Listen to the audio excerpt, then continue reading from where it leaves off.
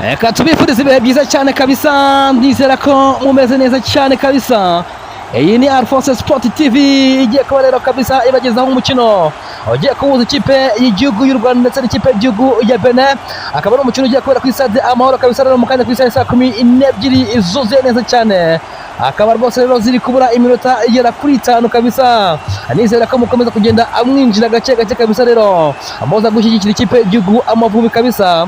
Akaba ari umukino wo gushaka itike y'igikombe cy'isi kabisa kizaba mu mwaka 2026. U Rwanda rusabwa gutsinda kugira ngo rukomeze kugenda kabisa rero rwitwara neza cyane muri rusange. Reka turebe rero 11 bagiye kuba rero babanza mu kipe Rwanda rw'ikipe y'igihugu y'u Rwanda Amavubi kabisa. Amwizamu bamwita Ntwari Fiacre, mu gihe kandi kuri kabiri aza kuba bacumvana bamwita Akavita Fanuel kabisa rero, mu gihe kandi kuri gatatu bamwita Aniye Mugabo Claude.